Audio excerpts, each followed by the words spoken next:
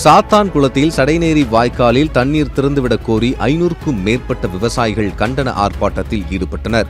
தூத்துக்குடி மாவட்டம் சாத்தான்குளம் மற்றும் அதன் தெற்கு பகுதி முழுவதும் மழை மறைவு பகுதிகளாக உள்ளனர்.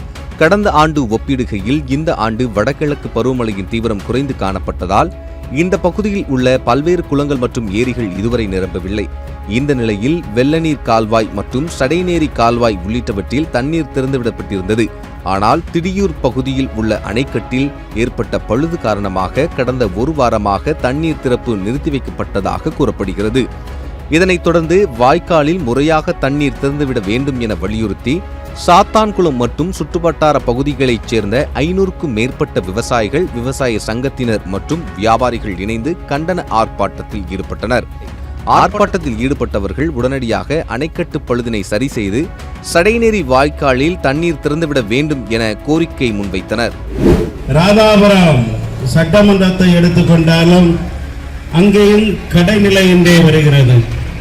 புதிய வெள்ள நீர் வடிநீரும் அங்கே இல்லாமல் போய்விடுகிறது. எனவே இந்த போராட்டத்தில் பங்கு பெற வேண்டியது வெறும் உழவர் பெருமக்கள் மட்டுமல்ல, இந்த 3-4 சட்டமன்ற தொகுதியில் இருக்க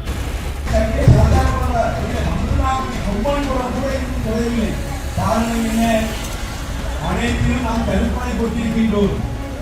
இந்த தடுப்பணைகளுக்கு 10 ஆண்டுகளுக்கு முன்பே ரவிக்குமார் அவர்கள் ஐஏஎஸ் ஆட்சியராக இருக்கின்ற பொழுது ஒரு கோரிக்கை வைத்தேன். அனைத்து தடுப்பணைகளிலும் நீங்கள் கதவணைகள் அமையுங்கள்.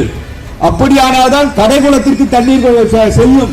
குறைவான மழை உள்ள பகுதி நம்முடைய தடுப்பணைகள் போட்டுக் கொண்டிருந்தால் கடைமடைக்கு தண்ணீர் வந்து செல்லவே செய்யாது. தம்பி சொன்னது போல எங்களுக்கு கொம்மடிக்கோட்டை பக்கத்தில் தண்ணீரே